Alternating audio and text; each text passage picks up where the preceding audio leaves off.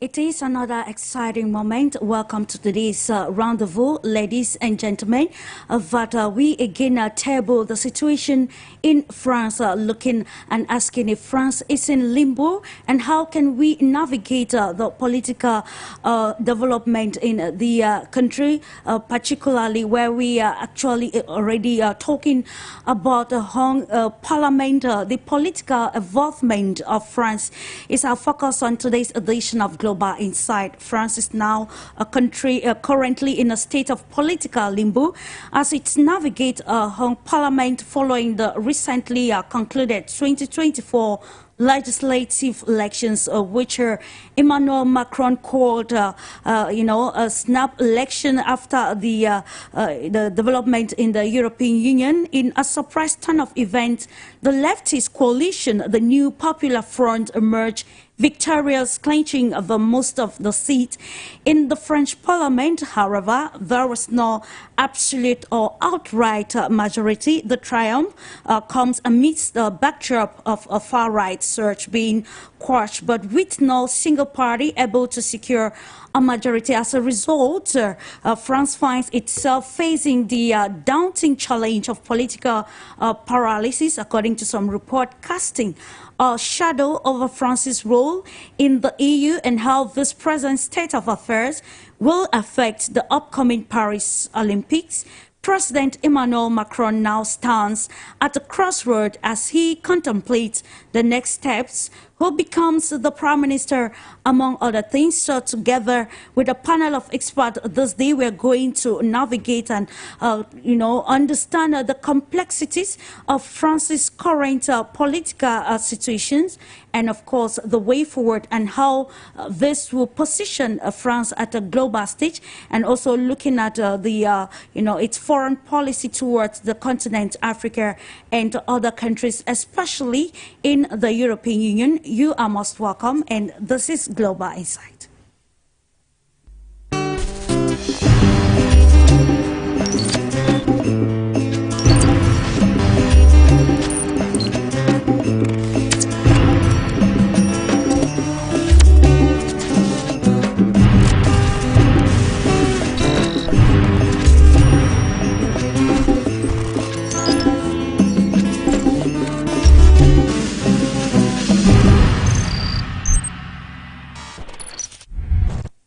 Welcome once more, ladies and gentlemen.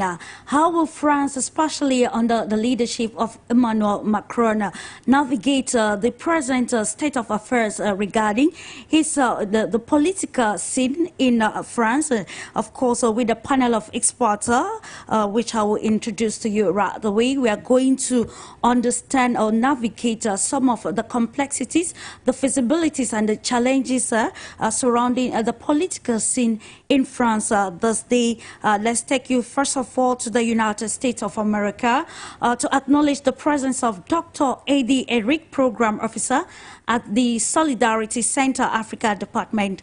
Hello to you, Dr. Eddie, and thanks for joining this conversation this day. Good morning, Clarisse. On your side, I would say good afternoon. Morning on our side here in the United States. It's a pleasure to be here. Thank you for accepting to do this with us. We stay in the United States, acknowledging ACHILLE, banker and international financial expert. Welcome to the program, sir.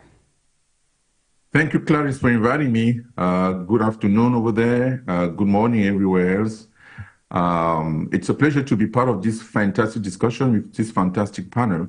Looking forward to the debate. Thank you for the invitation. Appreciate it. Indeed, looking forward to having a constructive exchange during this edition of Global Insight, focusing on France's political atmosphere. Let's now say hi to ARNAUD, political consultant, is joining us from Russia. Hi, ARNAUD, and welcome to today's program. Hello, Clarisse. It's always a pleasure. Sure. Okay, thank you. And now let's also welcome Thierry Saint-Germes, who is an economist and a freelance journalist. Hello to you, Thierry, and thanks for accepting to be on our platform this day. Good afternoon, Clarisse. Thanks for having me today. And of course, Thierry, I will kick off the conversation with you. Today, we are asking and seeing if France is actually in a political limbo and how can the country navigate the present state of affairs regarding the political scene. So, holistically, what is your appraisal pertaining the election, the results of the runoff elections that took place in France? That was on the 7th of July that actually saw the left coalition coming out victorious? Well, you speak about limbo, that's the correct word. Thierry Messon, a French analyst, summarized it in one sentence. He said, the French are fighting against each other to repair a society that no longer exists. I think it's true. But the most obvious outcome of this early general elections in France is that the Macronists succeeded in reinstalling the Fourth Republic into the very heart of the Fifth Republic. As you know, the Fifth Republic was designed to provide clear majorities, enabling France to be governed. As the Fourth Republic was one of institutional anarchy that allowed corrupt parties to combine to fool the electorate and follow interests that were not those of France. So in this configuration, what is the most important is what happens in the backyard. Well, what about the electorate process itself? The two-rounds voting system is kind of a cheat code of French democracy against the national interest, generally. And it deprived the Rassemblement National of its victory. It gave fuel to the democratic circus of fight against fascism, namely as against the villain fascist Rassemblement National. But the day after, well, today, the so-called Republican arch collapsed and is going to take to the streets against Macron. Well, a word about French people, maybe. Marine Le Pen has had to show political correctness and has been saying basically the same rhetoric than the other French parties in order to be accepted in and to de-diabolize her party. It took almost 20 years. But now, in just 7 days, our party has been re-diabolized after 7 days of media brainwashing. And all these efforts were finally proved useless. That's basically because French people have no memory, no political culture anymore. And to paraphrase Edgar Allan Poe, sheep don't vote for their butcher, French people do. Well, as a result, we are now entering uncharted waters, but one has to consider that in the first place, there was no need for such an election to happen. Unless you want to unleash chaos, of course. But that's another story. Okay. All right. Thank you for that introductory statement. Continuing with you, Arnaud Devely, today we see that the French Parliament is divided between the left wing, the right wing, and of course the center. And we are looking at the implications of Parliament in France. With the latest development, what is your holistic appraisal of situations pertaining the outcome of the runoff elections of July 7, 2024? Yes, well, I will somehow echo Thierry's initial remarks. There was no need, to be sure, for this snap election to take place, especially in such a short notice, which is something that is often glossed over, because it allowed Macron to essentially do away with small parties and somehow clear the political chessboard. And to the extent he might have really wanted in a genuine fashion to take stock of the election, European election results, he certainly could have waited until September. What now is to be said about the result? The result is that it is a deadlock, essentially. It's a political fields of ruin in which Macron stands tall, and somehow he succeeded in his endeavor, which was to somewhat re-energize his base, which he somewhat did because his centrist party actually gained in parliament. And he now finds himself in a position as an arbiter where he can, on any ad hoc file, favor either the National Front coalition and or the New Popular Front coalition. So in any event, that's exactly the situation he wanted. If there is to be continuous chaos, which prevents any kind of draft laws from being implemented, then he might actually exacerbate the situation for the provocations that he's now known for, so that this political deadlock spills into the streets, in which case he might somehow find the legal justification to invoke Article 16 and assume a position not unlike that adopted by Mario Draghi in Italy back a few years ago when he was ruling by decree, essentially. Now, we also want to keep in mind that there's a looming deadline bearing on the adoption of the 2025 budget. And obviously, when we look at the programs put forward by the National Popular Front, this is financially a non-starter. And so there's sure to be a lot of wrangling over the adoption of this budget. And as you would have it, investment funds such as BlackRock, about whose boss it is now rumored that he was the one instigating, suggesting to Macron to proceed with the dissolution of the parliament. And this might actually be what exactly those people envisioned in the first place, i.e. create political chaos, political deadlock, and the inability for the country to get their financing situation in order. And slowly but surely, remote guide the country to a situation not unlike what we've seen in Greece back in 2010. Sure.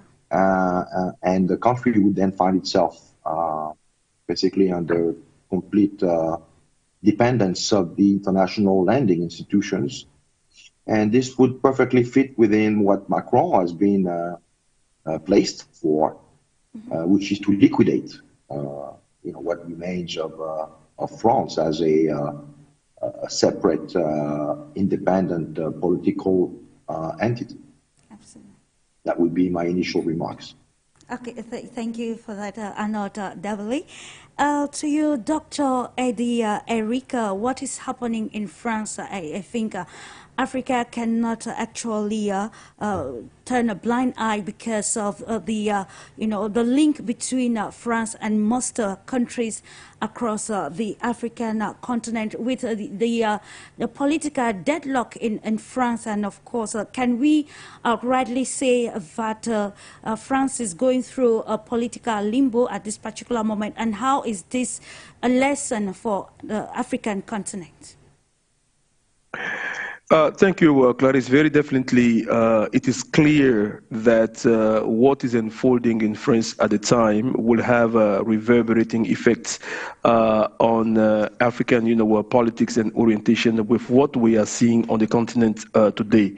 I think it is a continuation from that side of French winning, deteriorating, image in Africa. We have seen it with the situation in Mali, Burkina Faso, and Niger, where literally French troops and military forces have been forced and asked to leave those countries. But aside from those countries, you remember a few years ago that it was the same situation in the Central African Republic.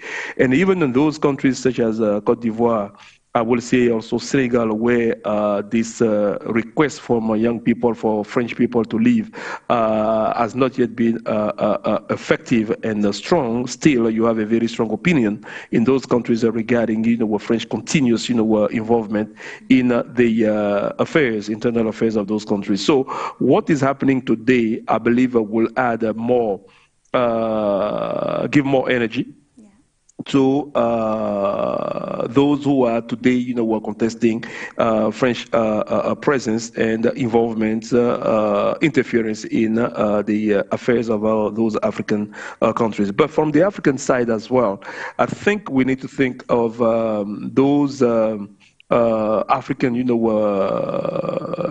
leaders, head of states who have had, strong ties with France, especially the regime of Macron. We are eyeing, President Alassane Ouattara of Côte d'Ivoire, looking at, the recent, interaction between Senegal and France. We are looking at Togo. We are looking at Benin. Those countries who continue to have strong ties with France, and especially with the Macron regime. So I believe that, what is happening based on all of that, based on the current geopolitical, changes that are taking place, at the world stage, it put France in a very awkward position, but at the same time, I believe in a very satisfactory position for those who are definitely opposing that. I believe that, as we push more and more for the question of democracy, for the question of the respect of the choice and the voice of the people,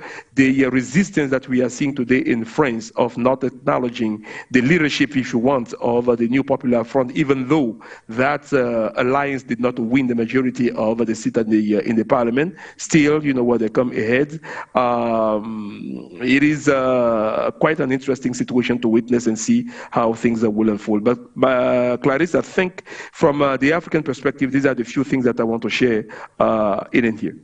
Indeed, thank you, Dr. Eddie, and we'll get into greater details in the course of the program. To you, Achille Eki, let's look at holistically your viewpoint pertaining the political changes in France and the consequences that this presents to the global world at large, given France's position, particularly in the European Union, and also its ties with African countries, as reiterated already by Dr. Eddie Eric. Well, I'm going to echo what Dr. Eric said. As an African observer, the recent French parliamentary elections resulting in a hung parliament offer both challenges and opportunities for the Pan-African movement and African nations' relationships with France. The rise of far-right nationalism in France, as evidenced by the National Rally's strong showing, is concerning from a Pan-African perspective. Historically, far-right parties have often promoted xenophobic and anti-immigrant policies that could negatively impact African diaspora communities in France and strain diplomatic ties with African nations. However, the French electorate's ultimate rejection of a far-right movement, of the far-right government, is somewhat reassuring. The weakening of President Macron's centrist coalition may actually present opportunities for African countries to reassess and potentially rebalance their relationships with France. Macron's presidency has seen increasingly turbulent ties with former French colonies, particularly in the Sahel region. A more fragmented French parliament could limit France's ability to project power and influence in Africa, potentially creating space for African nations to assert greater sovereignty and pursue more independent foreign policies. From a Pan-African standpoint, this political uncertainty in France could accelerate the ongoing shift away from traditional French-African power dynamics. We've already seen several West African nations distance themselves from France in recent years, with some even cultivating closer ties with other global powers. This trend aligns with core Pan-African principles of self-reliance and resistance to neocolonialism. However, it's crucial to recognize that simply reducing French influence does not guarantee stability or prosperity for African nations. The Pan-African movement must focus on building genuine intra-African solidarity and cooperation, as envisioned by the African Union and its predecessors, rather than solely reacting to political shifts in former colonial powers. African leaders should proactively work towards greater continental integration and collective self-reliance. In conclusion, while the hung parliament in France may create short-term uncertainty, it also presents an opportunity for African nations to reassess their relationships with France and potentially advance Pan-African objectives. The focus should remain on strengthening African unity, promoting economic integration, and cultivating a shared vision for the continent's future that is not dependent on the political whims of former colonial powers. Indeed, policies which are not dependent on the dictates of former colonial powers. And this brings us to this very important question directed to you, Thierry.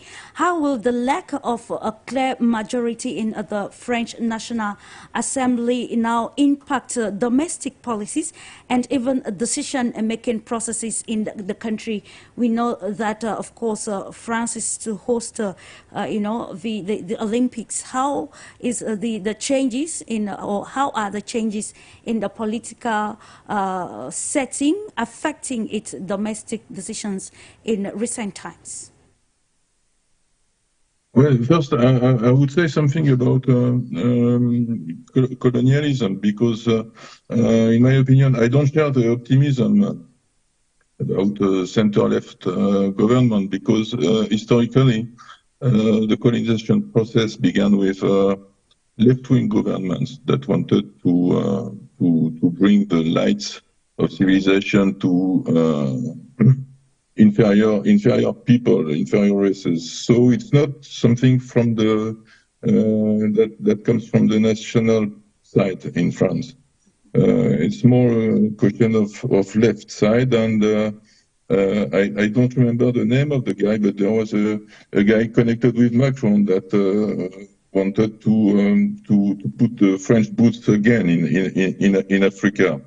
And if so, you will have real neocolonialism, and you also will have LGBT policy imperialism,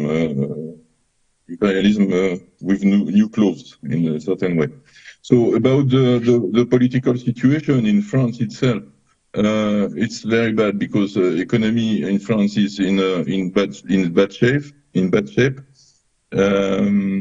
Inflation is running on France, and more than all, France is heavily indebted.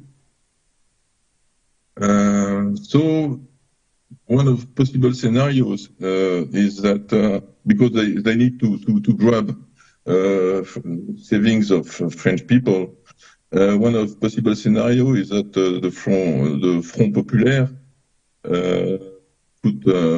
will take blame.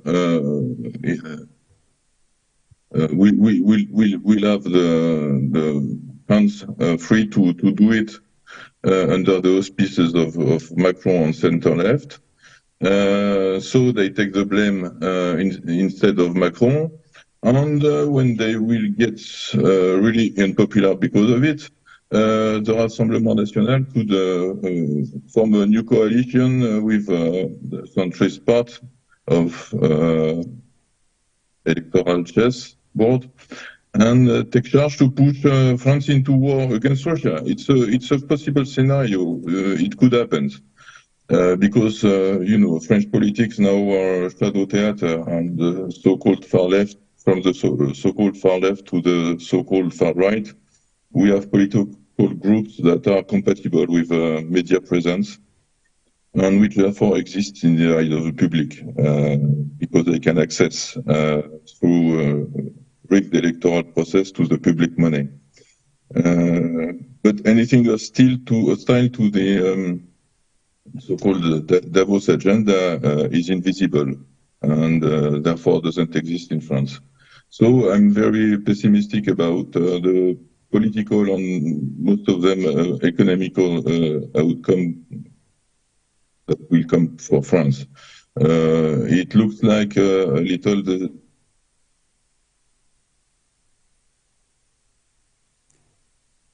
Unfortunately, we lost you, Thierry. You will join you subsequently, continuing the same perspective with you, Arnaud Devely, looking at the Home Parliament. What is the feasibility in terms of forming coalition that will ensure into making concrete decisions which are pertaining the situation in France and, of course, its external relations? Still looking at how the present political contestation is affecting already or will affect the domestic decision-making in France's parliament.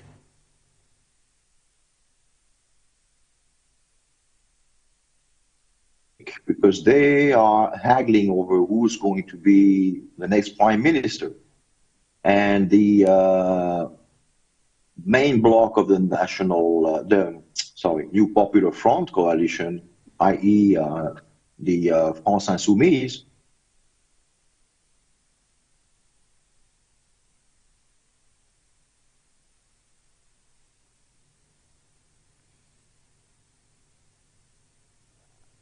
unfortunately, we can't get through again to you, Arnaud Devely. Just to remind our viewers tuning in that this is the discursive TV program Global Insight, where we discuss constructively analysis or issues which are very important, especially as you know, there are lots and lots of geopolitical changes happening, as Dr. Eddie Erica highlighted earlier on in his introductory statement, looking at how the development in France will even shaken its relationship with the African continent, and of course what will be the place of Home Parliament in France, and how is this going to affect its geopolitical, geostrategic policies or relations with other nations. If everything is all good, we continue with you, Arnaud Devely, continuing to understand how these developments are affecting domestic affairs. You were highlighting on the aspects of the new Prime Minister that will have to, you know, step in to continue dispensing and making crucial decisions for France.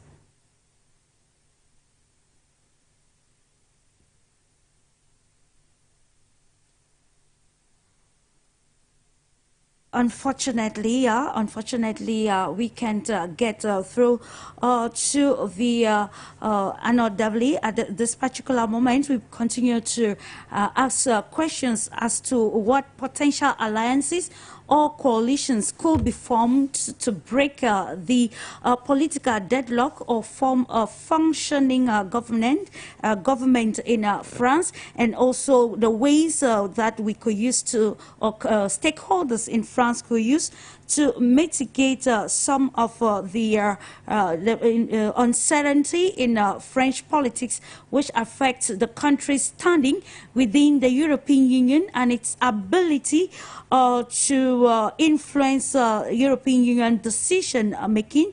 How could the Home Parliament situation in France impact international relations, relationship, particularly with key global players in the world? Here we are talking particularly the United States, Russia, China, and other emerging powers which are taking central stage in the geopolitical arena. What is the way forward in France, given the fact that the parliament is currently, the country is currently in limbo? It should be noted that Emmanuel Macron's, according to some pundits, that Emmanuel Macron's policies or politics have helped to open actually the minds of many countries which were colonized in Africa by France, and looking at how this country can,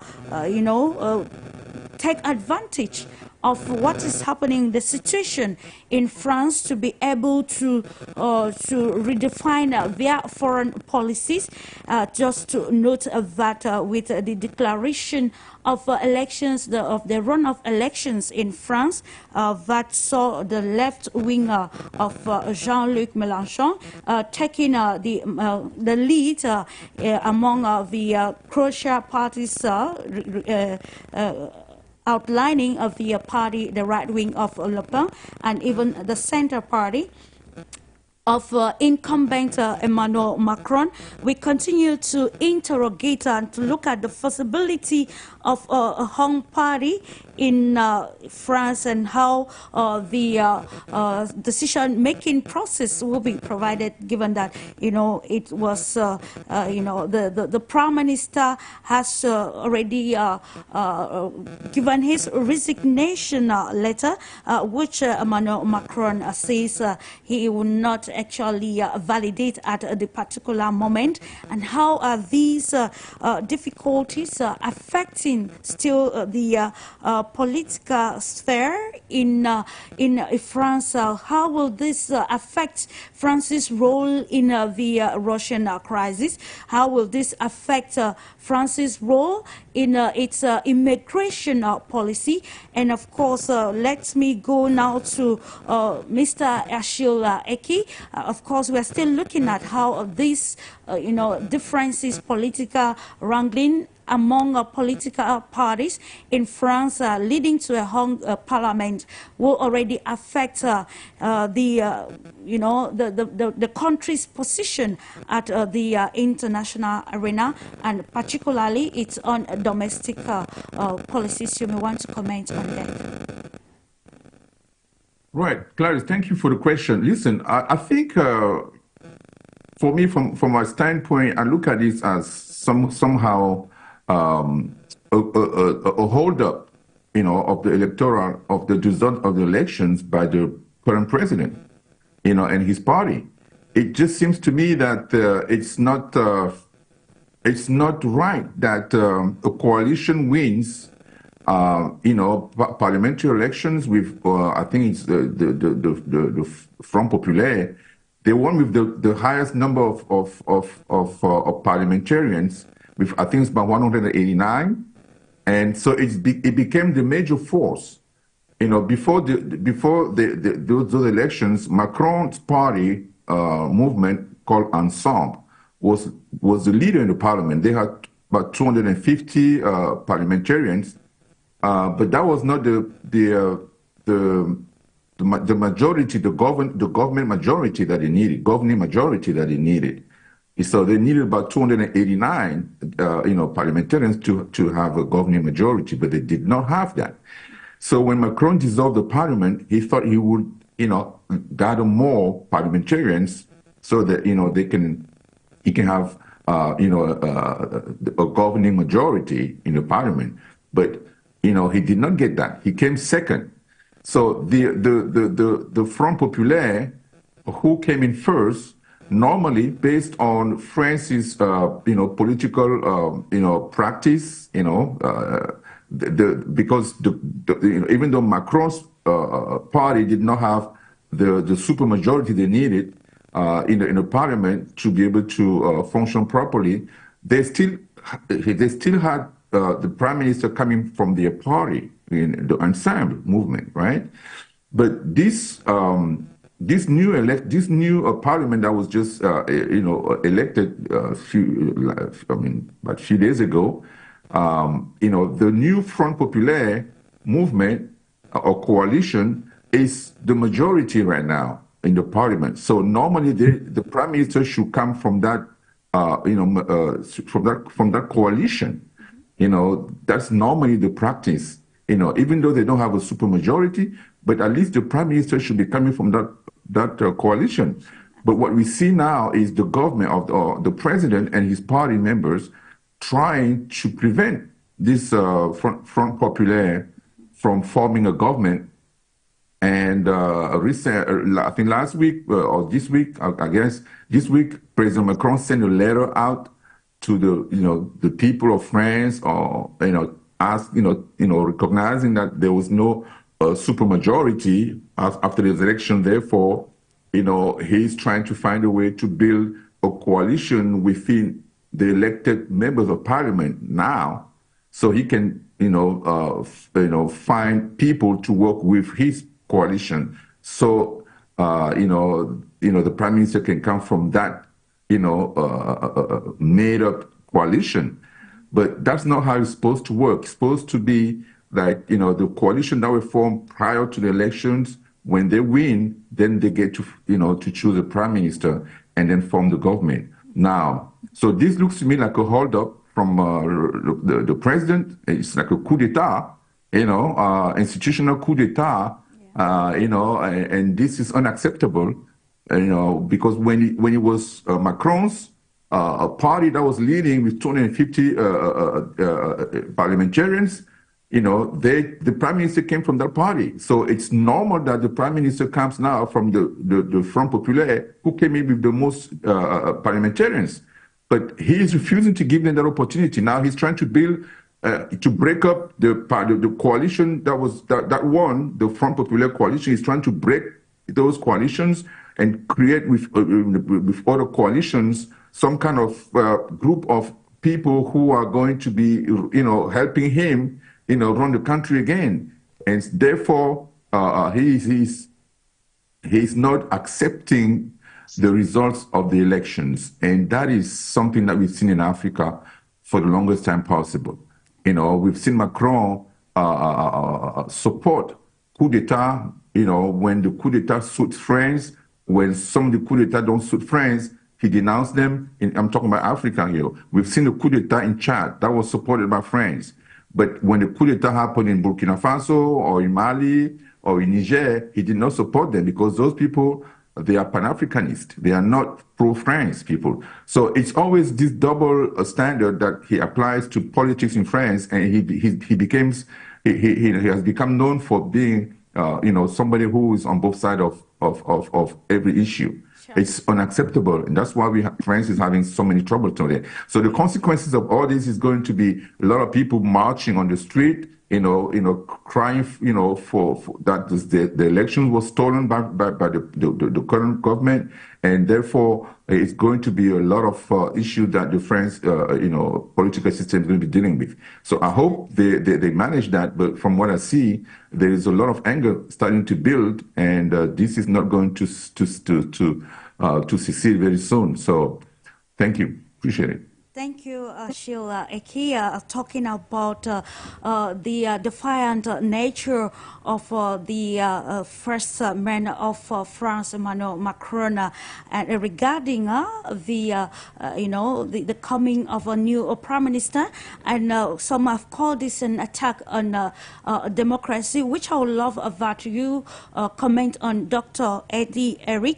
When we look at the situation or the decision by Emmanuel Macron patterning the outcome of the July 7th runoff election, what can you say is the state of democracy in France, which has always been dictated somehow to African countries, and how they should govern? What level of governance can we give France, given this latest political development in the country? I love to say that sometimes, the whole thing that we call democracy itself, can come with its own share of contradictions. Between one rule that is established, a French, a parliamentary system that is also enmeshed with the French presidential system in India.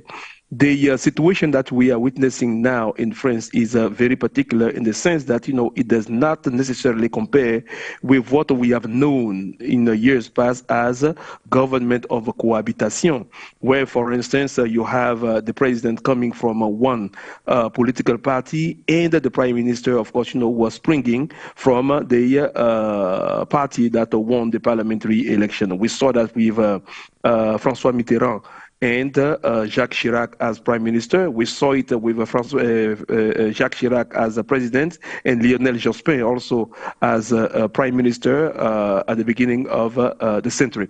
But what we are witnessing in here, of course, where there is no clear majority, but the wish of the people should be respected.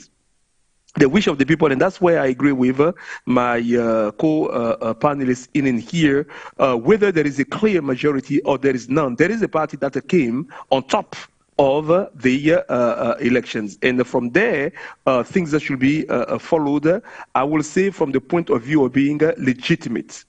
Some people may push back and say that, the French constitution, text, political culture, political dealings, ways of organizing their society at the political level and their government may also give actually the sitting president the power to oppose or necessarily to follow that. Yes, that may exist if that is the case, but I believe that, if we are talking of a republic, of which, France love to pride itself in, sometimes, very awkwardly, I'm just using their own terms, there is a republic because the power belongs to the people. And therefore, whatever the people have decided, whether with a clear-cut majority or not, should be followed. I still do not understand why the whole idea of having somebody like, Mélenchon as a prime minister is so threatening, or people are afraid, in France especially, of having him as a prime minister, and maybe that will be the whole issue. However, the other thing that I want to point out in here is, in addition to what I said earlier, there is a lesson in here that, probably in most of our African countries too, needs to be learned. And that lesson is the power of a parliamentary system. In most of the African countries, we do have a strong presidential regimes, right? Which, of course, mirror what President Macron is trying to do by using his regalian power as a star this time. And we have seen situations like that, to leave from France and come to the United States. We saw that, at some point under the tenure of President Bush, the son, how after September 11, he went ahead and bypassed all over the Congress, resolution to take, decisions, ruling basically the United States from the White House. And certain decisions being made, for instance, the decision to go to war against Iraq, were not necessarily approved by the U.S. Congress at the time. And we saw the consequences that, what this led to. So, again, Clarisse, what we are witnessing in France, for me, can show the sometimes the contradictions of what we call the apparatus of democracy, but at the same time, there needs to be always and always the will to respect the will of the people. And whoever is the president should yield to the fact that after this election, that he called himself. And then somebody said it earlier, he did not have to call a fresh elections. You call fresh election, you lose. Your party from the time you became president up to now continuously loses the grips of a power more and more and more and more. You should yield to that. And I believe that it is a clean-cut thing. My last point, Clarisse, on this question is to agree with somebody who one of the panelists who spoke before me about the skepticism that he has regarding the ability of the center leftist party in France, their ability to amend, improve the relationship between France and the African countries. I believe that I do share that position, because even the same Macron, when he came to power at that young age, I remember many political analysts from Africa and all over the world profess that there will be a clear progress, positive progress in the relationship between France and the African countries. None of those things have happened. Matter of fact, it turned out that it is under Macron that we have seen many more African countries, many more young people, regardless of the summits that took place in France and everywhere, for showing his arrogance. I will say, quote unquote, how impolite he was to certain African head of state, and all of those things have contributed to the best, to tainting the image of France, and nothing has improved in terms of the relation. So I just want to say that I share that skepticism, and I share that point of view largely, because as we talk about France-Afrique, we're not talking about a system that lasted 4 years. We're talking a system that permeated, and survived all over the French regime since the time of General de Gaulle. Thank you. Thank you so much, Dr. Eddie, for the clarification and listening to all what you gentlemen have advocated so far pertaining the situation in France. We continue to look at how potential alliances or coalitions could solve the deadlock in France, a country that holds a strong position in the European zone or the European Union.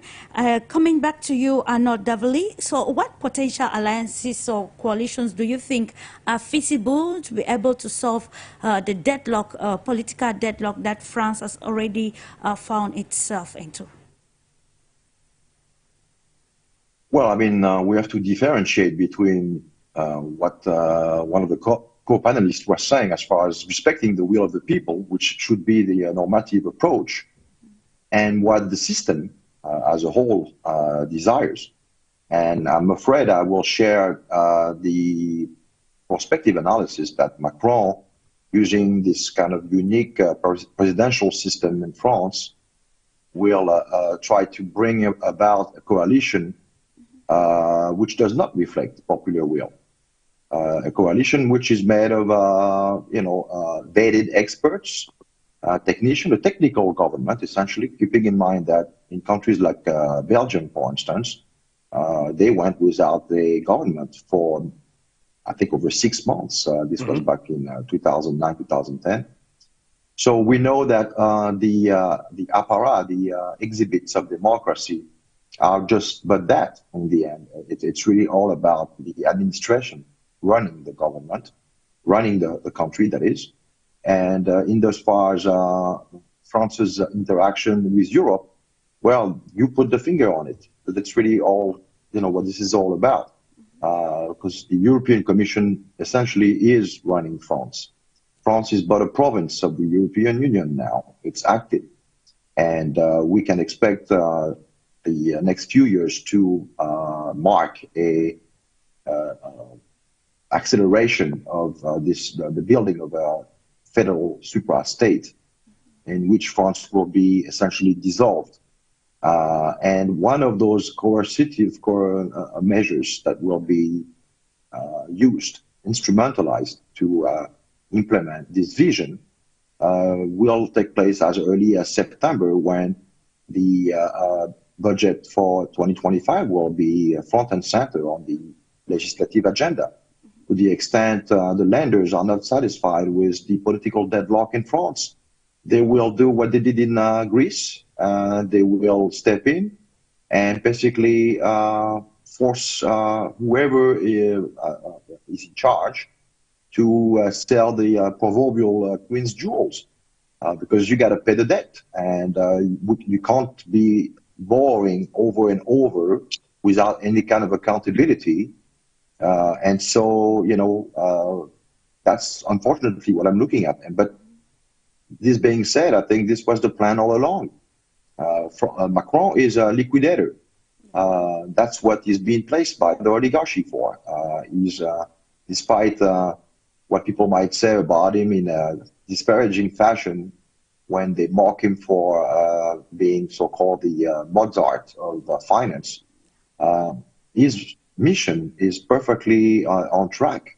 It is to essentially sell the juiciest morsels of French economy to outside lenders, and this being said, expedite the fire sale in a way that France has no other option but to basically comply to international lenders essentially. Okay, thank you. Ladies and gentlemen, if you are just tuning in, this is Global Insight on For You Media Africa. Coming back to you, Thierry. We talking earlier on, you said there are lots of uncertainties looming as far as the present situation in France is concerned.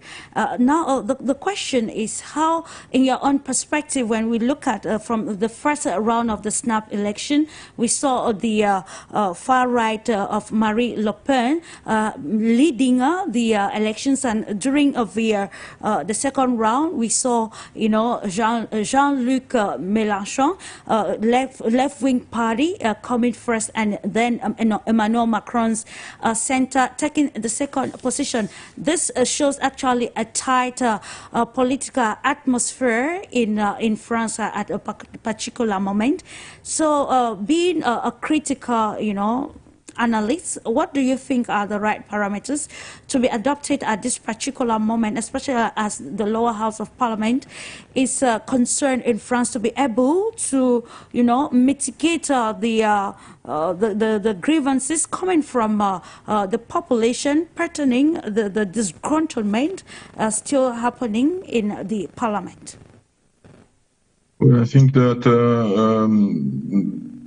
Rassemblement National is lucky not to get the power at this time, because now France is on the verge of a Greek style scenario. We will certainly have we'll get a troika to supervise French budget. As Arnaud said, we have a big problem of refinancing, and the Greek crisis occurred under the very conditions of those France is now experiencing, mainly a booming public spending and growing fiscal divergence with the rest of the Eurozone partners. So I think that there will be a coalition ranging from center-right to the LFI, France Insoumise. And they will have to deal with this problem.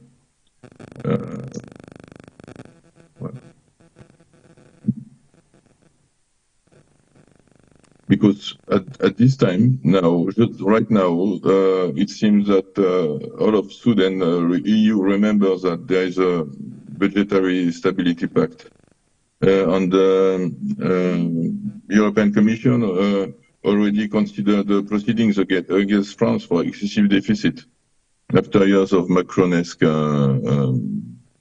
whatever it takes. So the situation will not get easier in the coming months.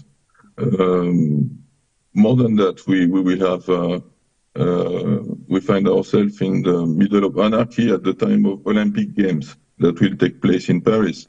And suddenly we have troops from more than 30 nations present on the French soil.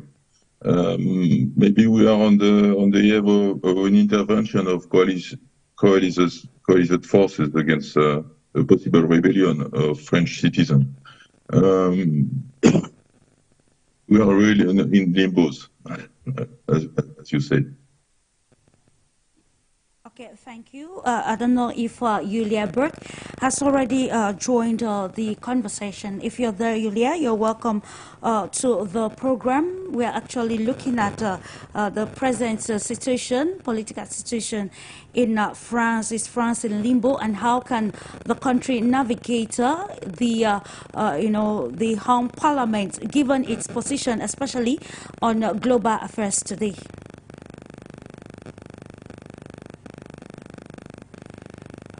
Okay, she's not yet with us. Let me come back swiftly to you, Dr. Eddie Erika. Looking at the far wing party taking, taking the lead in the snap election. Some Africans jubilated, and they are of the view that with the far wing, the far left wing at the helm, they will have their stay in France and go about with their livelihoods, given the immigration standpoint or the ideology of this particular group. So, what is your perspective patterning the reaction coming from the African community in France? We have heard, and it is not new, over and over again. I do remember, and then all of us, were sure probably, during the last presidential election that saw Marine Le Pen, pitting together or pitching against Macron and losing a second time. One of the major issues that pervaded that election was the immigration question. And the same issue again, came back, which probably explain why the leftist, movement in France rallied together to again, prevent the far right from accessing power. Having said that, when giving this description, I believe that at the same time, there is a point for the African and all immigrants, in France today and in Europe. I will say the situation is mirroring what we are seeing in most of the Western world. It is not particular to France. Even here in the United States where I live, there is this growing movement about immigration, which has become, a focal point of the political discussion, conversation that is taking place, and which again will inform how people will be one of the things that will inform how people will vote in the upcoming presidential election here in the United States in November. You have already seen how, for instance, President Trump is demoting or trying to demolish the President Biden and his administration on this, what they call the pervasive policy at the certain borders of the United States, allowing immigrants to come in. Those debates are not new. So I do understand, with our policies of what and how the African immigrants, especially in France, were reacting. But at the same time, I think that, we need to push that conversation a little bit further, as it comes back more and more and quite often in elections. Is it really possible? Is it really tenable? Is it really doable for whoever comes to power in France to say that, I'm dealing away with all immigrants? Let me give you an example. You have in the United States, to take this, I don't have the statistic for France, but in the US, we talk about 11 million, quote unquote, undocumented people. Tell me, for somebody who comes to power in 4 years, and you want to remove all 11 million people, how do you do that? When at the same time you have a crime, you have other issues that are going on, how do you do that, technically? And then at the same time, you also have immigrant rights groups that are pushing. In 2006, here in the United States, there was immigrant coalitions, who organized what they call a day without an immigrant. Restaurants, farms, closed down because they had no workers. Even in Arizona, there was a call for people to come and work, non-immigrants. Out of almost, 300 positions that were announced for people to come and pick up tomatoes, agricultural products, they were not able to gather, even 2 dozen people to come work, which means that, immigrants remain vital wherever they are for the economy of a country, and France is in the best position to understand and see that. So, Clarisse, I believe that our brothers and sisters living in France, anytime there is an election, needs to push the analysis a little bit further. I agree with them. Whoever comes in there can restrict whatever immigrants have rights to. When you hear, and I forget the name of this. The leader, the president of the far-right party, this young man, when you hear them speaking and the way they talk with this anger and with this dose of racism, this dose of rejection of immigrants, of course, I understand that, people will be also angry and, of course, will rally against this kind of talk, and which explain the reasons why the far-righter will probably never come to power in France. But at the same time, if the center-left or the leftist parties continue to rule whenever they have the power to rule the way they are ruling, it will continue to build more and more and more power for the far-right movement to come swing back into power in mass as they did at the beginning of the years of 2000, when in most of the Western European countries, the far-right parties came back to power.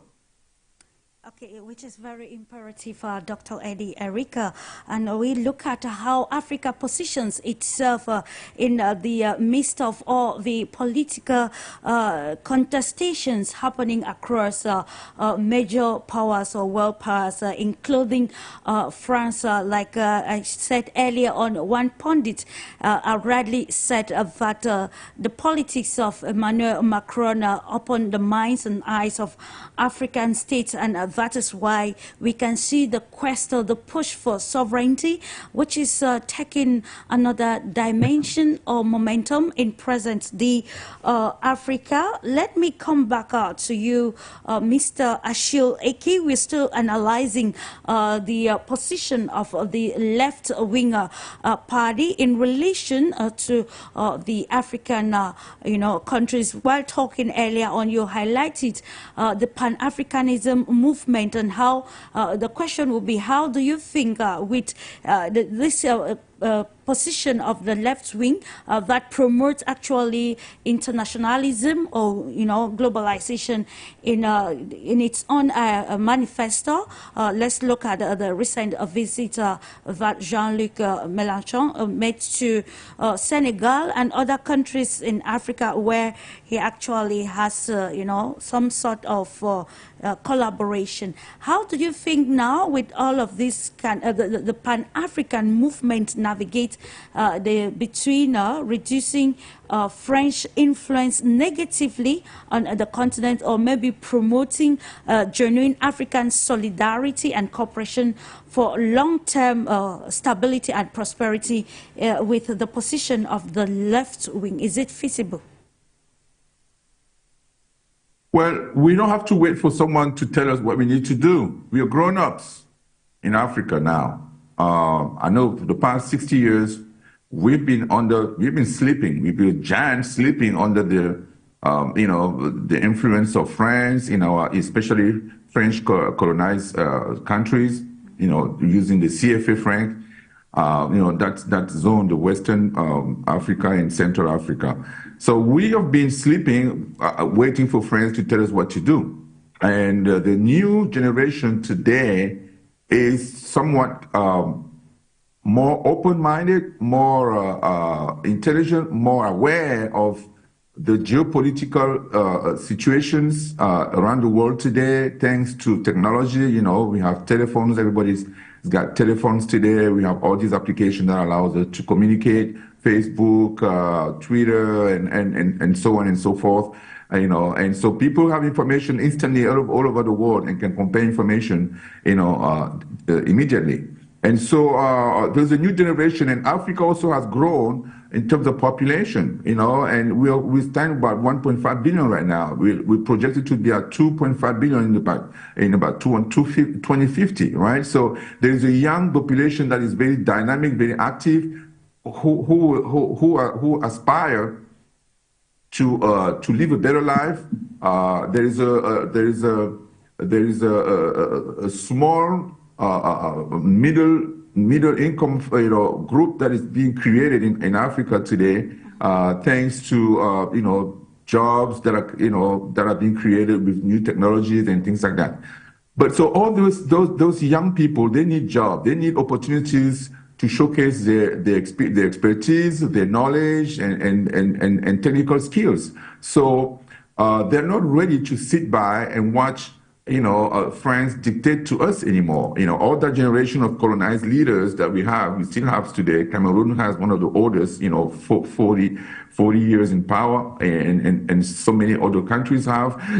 And so we, in Pan-African movement, we think that we have to fight to get our independence, regardless of what happens, in France.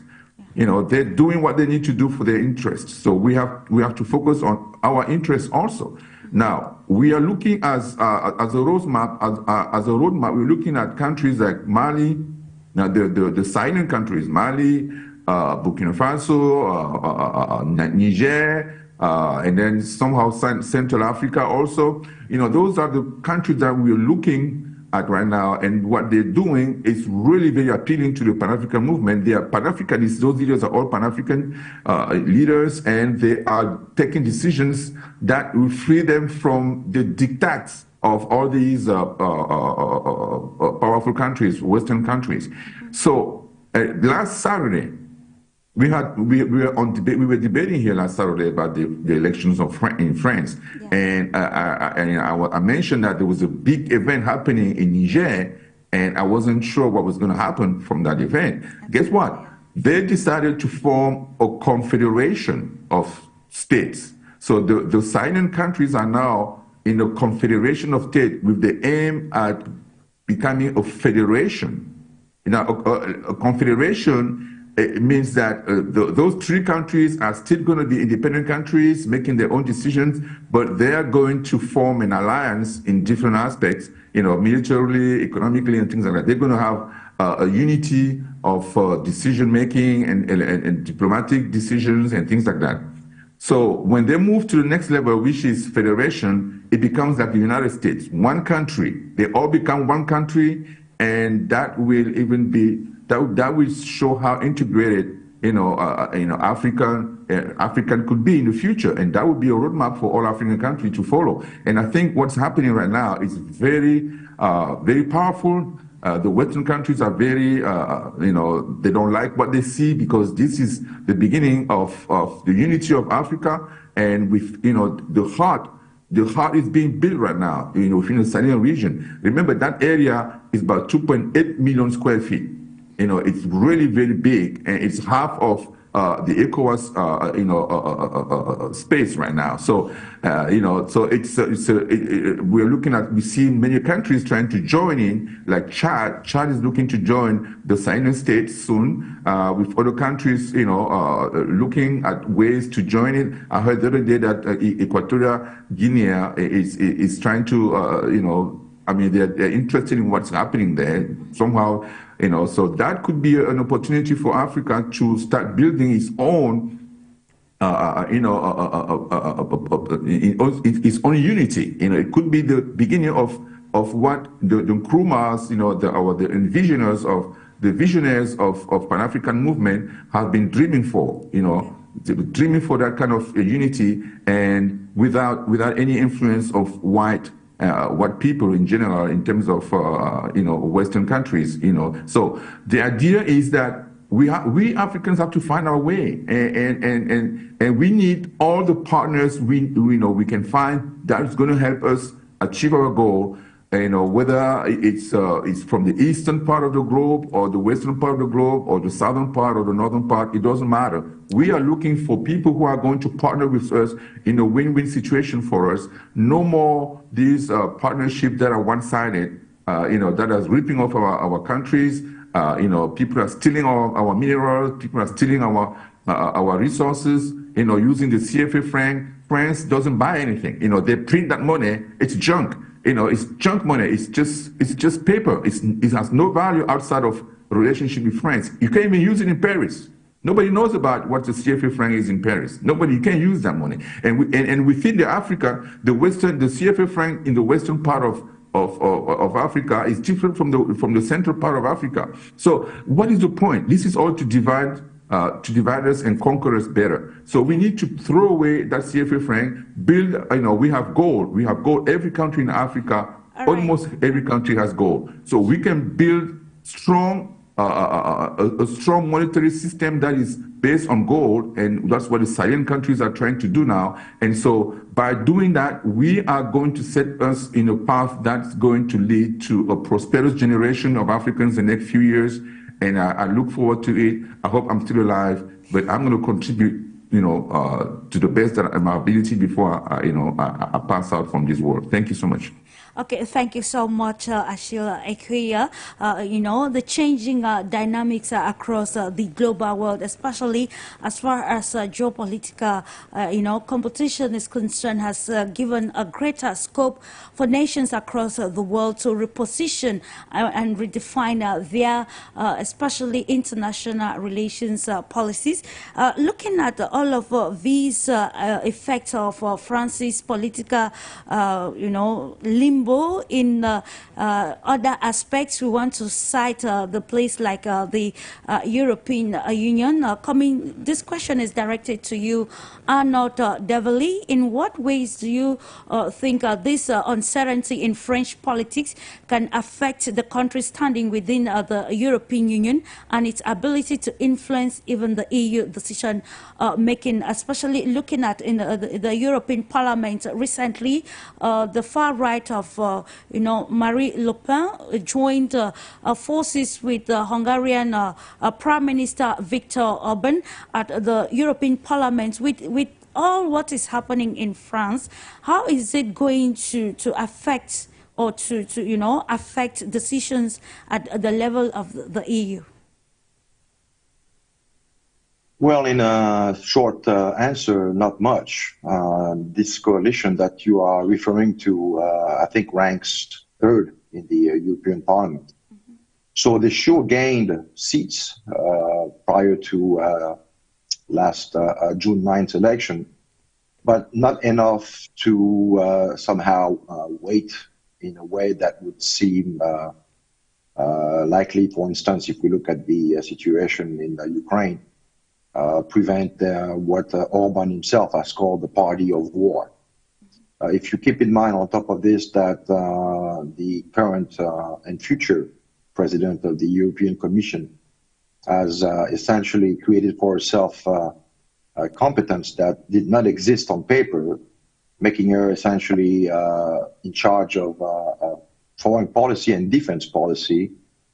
She pretty much, she and her cohorts on the European Commission are running the European Union like a Politburo reminiscent of the Soviet Union. And so the European Parliament, in that sense, notwithstanding the gain made by a populist party, is but a rubber stamp. They have no possibilities, no means, no institutional leverage to prevent general axis in terms of policy from being adopted.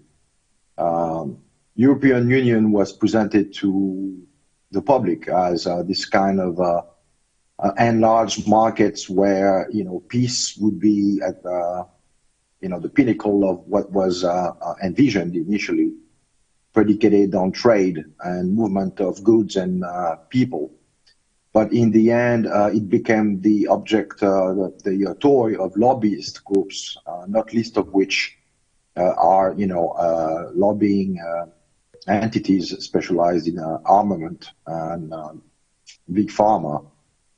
And they are all intricately connected to non-representative bodies like the World Economic Forum, for instance. And we know the World Economic Forum is all about consolidating wealth through the pooling of the wealthiest 1,000 corporations worldwide. So the European Union is but a Trojan horse used by the United States. All of its members on the European Commissions are vetted by the Central Intelligence Agency. This is not far-fetched.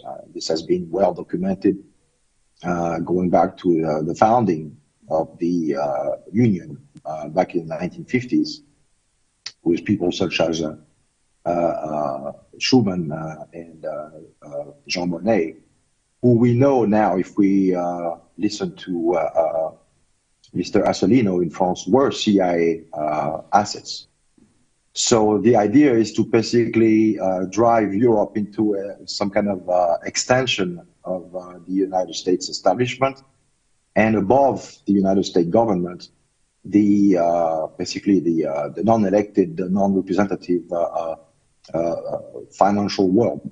You know, so it's become this kind of testing grounds for somehow unrepresentative policies, which aim first and foremost to exert control over the population and use its economic sphere as a means to basically accaparate everything that can be accaparated by US corporations.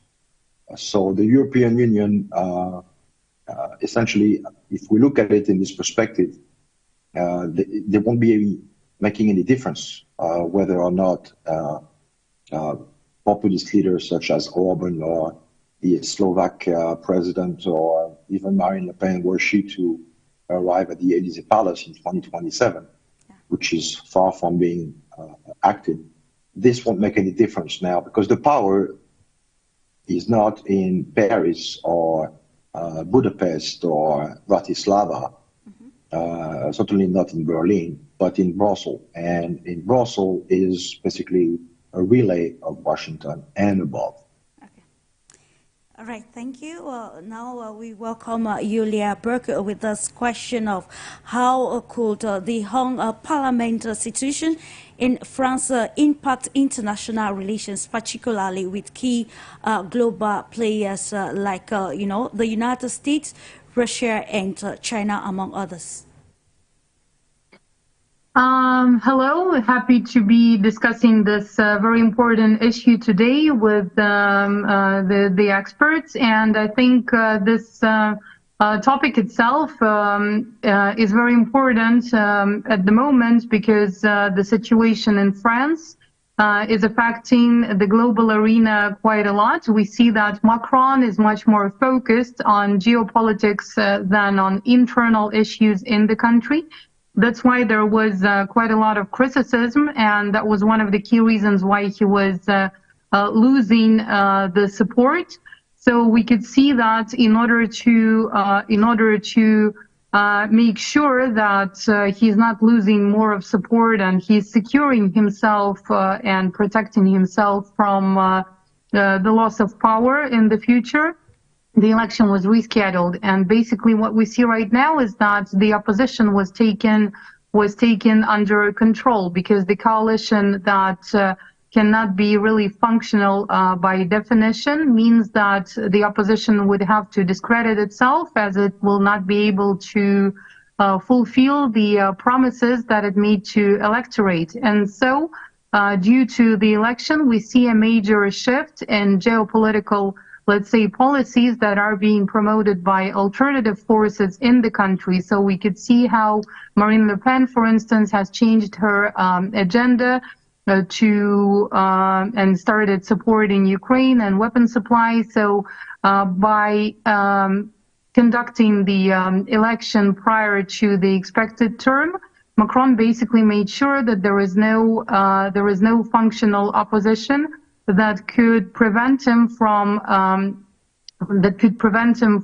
basically following the very same geopolitical line that he was following. So if before we could have higher hopes that France would have to take a more moderate position in terms of the Russia-Ukraine ongoing conflict, now we see that probably nothing would be able to stop Macron from doing whatever he chooses to, which could also imply or is already implying sending the French troops, at least in small groups, or at least in terms of having officers there in Ukraine fighting at the Ukrainian side. And we can see that in terms of in terms of the consequences for the confrontation with Russia, the confrontation of the West and Russia.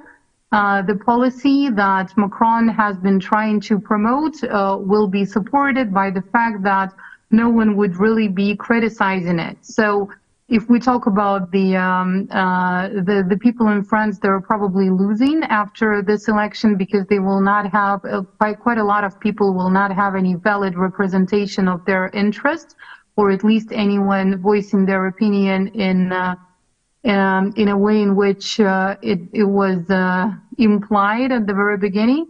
And we see that Macron would have more power to implement the policies that he would wish to follow, both in terms of the ongoing conflict with Russia and in terms of France's policies in Africa. And we could see the and I'm not going to go into details, as you'll probably have quite a lot of examples of that. The arrogant policies that were being implemented across the African continent, the arrogant way that the African leaders were treated during his term in power. So, yeah, the key conclusion here is that there are much less factors that could stop him from doing whatever he wishes, regardless of the actual citizens' opinion. Yulia, as a political scientist, and with all of that is happening, and some of the peculiarities of the political scene in France, which you have mentioned and other experts mentioned before you joined, in your own perspective, what do you think is the way forward towards solving the political deadlock to ensure that the leadership can pacify the population that has been disgruntled lately, especially with the leadership or the governance system of President Emmanuel Macron? Well, probably the only hope for a change of policy is the possible new leaders coming up to the political stage, because just like I mentioned a bit prior, the opposition that was voicing alternative opinions would be silenced, as they would have to compromise themselves. So even if you look at what was being promised to the people, and if you try to estimate it in terms of numbers and in terms of the budget needed to implement those policies, you would already see that it's not realistic. So we saw quite a lot of populistic claims being made, and they would only be possible to implement if there is a structural revision of the budget. And of course, that would have to cut aid to Ukraine quite a lot, and that would have to cut the involvement in the geopolitical crisis, which is definitely not happening, as the current balance of power in France is basically targeted at maintaining the status quo, with just trying to freeze the current situation and the current support rating that Macron and his team have. So as we saw just recently, even the Prime Minister wasn't released, as it could have happened. So the only thing that could possibly change the situation radically is radical measures, which is a revolution, or the new active, quite radical leaders coming up in order to make sure that they displace the current leaders from the political stage. But in terms of the chances of that to happen, it means that the opposition, the ones that do not agree with the current policies, and the ones that do realize that Macron's policies are basically dragging the country and its citizens into quite a dramatic situation, when on the one hand, quite a lot of people might be dying in Eastern Europe. On the other hand, they would be losing power and the supply that they were having from Africa. So it's all about estimating the chances of a revolution and new leaders coming up, because the current state of affairs would not allow for anything else. Okay. So it's revolution, or many lives lost for various reasons. All right, Yulia, with all said let me come back to you, Dr. Eddie Erika. When we look at what is happening in France, we begin to want to relate it to the current situation in South Africa, looking at a coalition government and how feasible is it. So from the perspective of an African, what lessons can countries in Africa learn facing which are facing the same situation like political uncertainty? What lessons can they draw from France's experience with such a hung parliament and its implication on the aspects like governance and stability of nations? Clarisse, I don't know if France, still has the clout to teach anything, to the African nation. But nonetheless, I think one of the lessons will be the respect of the will of the people. And this is something that, we see quite often being trumped on, not respected, not considered in many of the African countries, which of course, created the number of chaos. Number one thing is the ways in which those elections are organized. Even though from a Pan-African perspective, we are not necessarily applauding or wanting everything to be a copy, cut and paste for the African countries looking at how elections are organized or held. The lessons in here is that, wherever we are, anytime people have to go to the elections, it should not be an opportunity or an occasion for bloodshed, as we have seen in Senegal, we have seen in many African countries. Maybe there is a lesson in there, and the South African case is also teaching that. That's number one. Number two, looking at the failure of strong presidentialist regimes in Africa, you do have a number or a significant number of African leaders today in Côte d'Ivoire. You have, for instance, former Speaker of the House, Mamadou Coulibaly, pushing for a parliamentary system, right? Out of which whoever has a helm to run the country will come from. And I believe that this is also one of the lessons in what is happening in France and what has happened actually in South Africa as well. But speaking about that, I think that the South African case is far away. We saw that, the party in power, the ANC, also over a period of 30 years since 1994, has consistently, gradually, and steadily lost the power within the National Assembly to resort, after the April election, to some sort of a coalition with another party.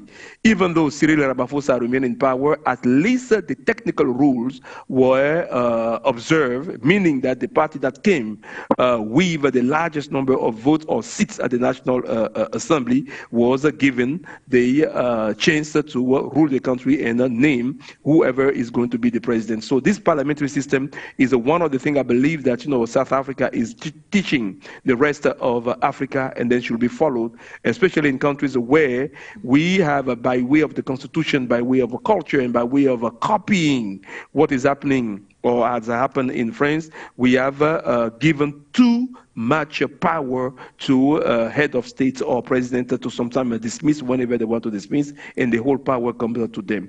Clarisse, these are, I believe, the 2 or 3 lessons that I see in there. But for me, the most important is the respect of the will of the people. The respect of the will of the people. We cannot use the public funds to organize elections, and we know how much elections, will cost for each country. And we look at the African countries, for instance, mobilizing people and all of that. And then when people speak, when we say we are in a republic, it has to be respected. It has to be followed, and that's the way to preserve a peace, and the stability in most of the countries. And I'm not going to urge the African countries to follow what Emmanuel Macron is doing as of now in terms of political, gimmicks here and there, because he himself, again, will call for this snap election. He should be willingly, without any other pressure, yielding to the call of the masses. Indeed, heed to the call of the masses and, of course, democracy and the will of the people to be respected. Thank you for that, Dr. Eddie. And Thierry, let's still look at how, the political deadlock is already a blow to the Paris Olympics. How will the upcoming Olympics be affected by this political instability in France, and what measures do you think can be taken to ensure a successful hosting of the event amidst the political turmoil? The main thing is that police forces will be mobilized for the Olympic events. And so in case of how to say, at least riots or even civil war, as Macron himself predicted, there will be no way to stop it in most of the French cities. A scenario like this is not to be excluded.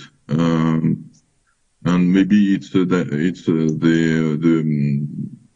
very will of Macron. Don't forget, he is a kind of sociopath. He has been abused by an adult at the age of 14, the adult, who happens to be his wife. So we are facing a real threatening situation, and I saw some pictures from Paris already. They have engaged some streets in the main avenues, and well, we will see how it's going. But anyway, we are driven toward a new round of, I think, repressive laws, censorship and restriction of freedoms everywhere in France as a result of what's happening now. Okay, thank you, Thierry. We continue to watch how events unfold in France, and of course the ramifications of this, and seeing how the political deadlock can be solved within the parliament, given that, of course, Emmanuel Macron will stay at the helm till the country goes to the polls, that is for presidential elections come 2027. But before then, what practical decisions can be taken at the lower level, that is the parliament, that will meet the aspirations of the French people, and also affecting the position of France at the global level? Still coming out to you, Achille, with all that has been elaborated, given the political rhetoric happening in France today, I continue to get from you the perspective, the African perspective.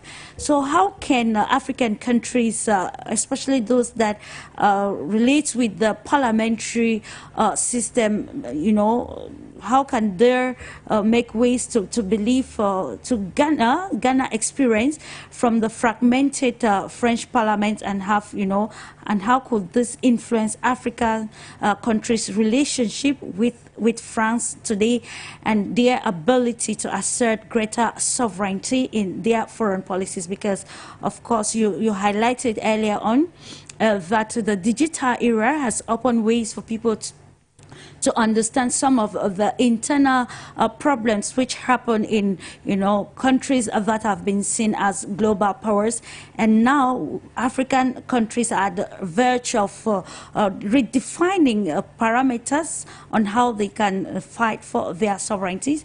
What advantages do they have in the fragmented French parliament to meet this objective?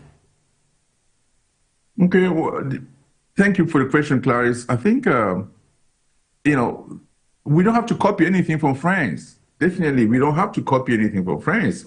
You know, we are Pan-Africanists. We are looking to create our own system, our own way, that of way of governing ourselves. You know, that's going to be based on our culture, our customs, you know, our you know, history, you know, traditions, you know, and all these, and you know, so this is important for us because every time you try to copy somebody's way of living or trying to copy and paste in your place, it doesn't work because it doesn't fit. It's not natural. It's not you, the way you used to organize yourself. We have to look at our history and see how were we running our continent before the French, the colonizers came, you know, 600 or 700 years ago. You know, how were we running our countries, and then what kind of system was being used by our leaders back then, you know, and how did we solve our issues? How do we run our countries? How do we, you know, allow women, you know, to do things that they, you know, and the society to be run in a way that's effective, that is fair, that is just, you know. We did all that before the colonizers came in our continent. So we need to go back to the history, and more people talk about math, you know, as a way to really run our African, you know, countries, you know, in the meritocracy, you know, which means, you know, provide, you know, servicing the people in a way that, you know, that is fair, that is just, and that, you know, that allows everybody to thrive, and respecting our customs, our elders, our chiefs, our traditions. So we need to find that balance. And we haven't had a chance to think, you know, since we've been colonized 700 years ago, we haven't had a break to, you know, to really sit down and think about where we're going. And this is the work that we need to do today. And this is why I really appreciate what is happening in the Sahelin regions right now, because now they have the chance of writing their constitution, of creating their own system that's based on their customs, of their history, on their history and things like that. This is the first time we're having a little break, and it's not won yet. You know, they're still fighting. You know, all these imperialists who are surrounding those silent countries. You know, and they're trying to destroy them.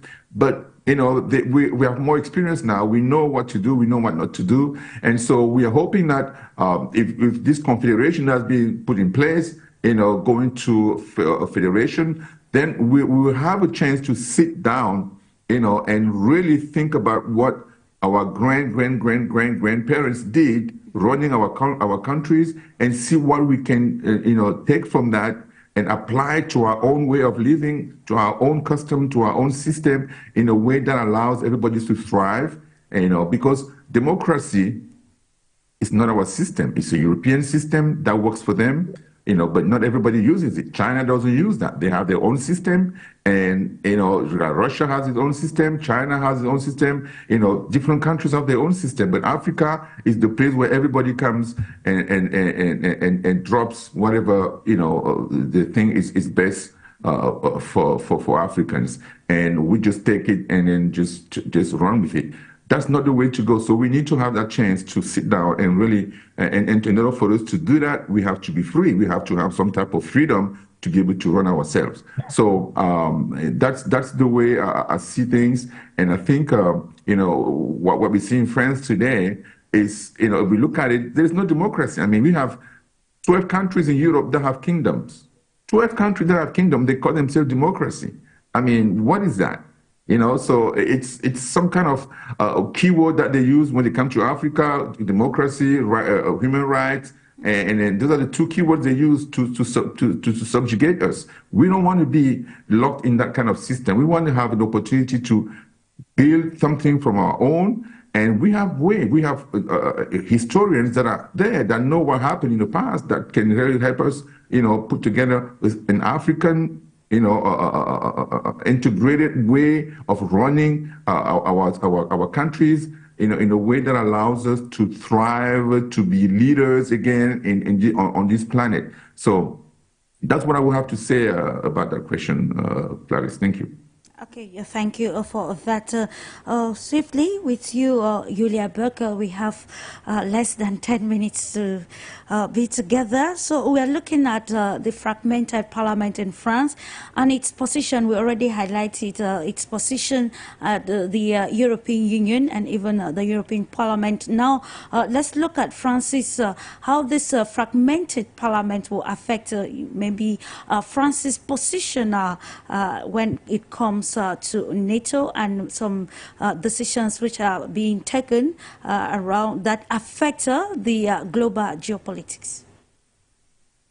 Well, here in the first place, I assume we need to understand that Macron is not really an autonomous figure, right, at the political arena. So a person who just, as mentioned by the previous speaker, is not autonomous, even like as a personality, cannot be an autonomous and sovereign politician. And that's exactly why, instead of focusing on internal or domestic agenda, he's just playing his part at the geopolitical arena by promoting the interests of what we call the collective West, or to be more specific, as we all know, his background, the Rothschilds' interests, right? So we should not expect anything else from him but promotion of this aggressive policy that is targeted at destroying alternative agenda that is threatening the existing hegemony which Russia is fighting against, and you know, this fight is being joined by more and more countries. Some join using economic support, like China does, or like India does. Some use mechanisms in terms of trade, and some, like you know, the countries of Africa, join the fight in terms of actual fight, right? Which means that there are several ongoing battles and several battlefields of the very same global war at the moment. So going back to your question, how that would affect NATO's policies, well, France would remain a country that is promoting the interests of the West, or you know, to be more specific, of certain economic groups representing the elite. And what it would mean, not just for France itself, but possibly also for African countries, is that France would try to use their influence and power over ex-colonies in order to recruit more people for you know, for using them at the in the Eastern Europe, in Ukraine. So this is one of the key threats for the people that we can see over here, and probably many people still, especially in Europe, still have quite a lot of illusions in terms of what a war actually is. So people being distant from it and getting information just from the mainstream news probably do not even realize what it actually implies. So I would recommend to the people that are not really aware of what's happening there to go into you know, actual materials and materials coming from the front lines to see what it actually means. And I think that would allow them to change their mind in terms of being more active and promoting their interests of de-escalation and of, you know, a dialogue that would allow to settle the conflict. So there is quite a lot out there. For instance, there is just a recent documentary by RT called White's Orchestra that talks about what's happening on the ground. So this kind of material can, I suppose, allow to understand what the risks are and what Macron is trying to pull the French people and possibly representatives of the African countries that are still under France's control into. Okay, thank you so much, Yulia. Just 3 minutes for us to culminate. I think I kick off with you, Dr. Eddie. Just 5 seconds as we, with your take-home message pertaining our topic this day. Very quickly to say that each country, each society must have imperatively its own organic way of designating its leaders, of course, be not in a very autocratic and isolated way, but by learning from what is happening. And today, the political complications that we see in France are great lessons that African countries, what should learn, the electors, and also the political leaders should learn. At the end of the day, the will of the people should be what matters. Thank you. Thank you so much, Dr. Eddie Arnaud DEVELAY. 5 seconds with your take-home package message. Yes, well, I think there might be one possibility that is left unexplored thus far for France to regain control over its destiny. And the answer lies within the Constitution, Article 68, destitution. Yeah. The problem is that Macron, being the pyromaniac that he is, has created such a chasm within French politics that in order for a sufficient majority to get together and pursue this avenue, it would really be almost mission impossible. So this is something that unfortunately does not look too good on the current landscape. And I will echo what was said earlier, that if there's to be some kind of salvation for France, it most likely will come as a result of a geopolitical event. Thank you very much. Thank you, Arnaud DEVELAY.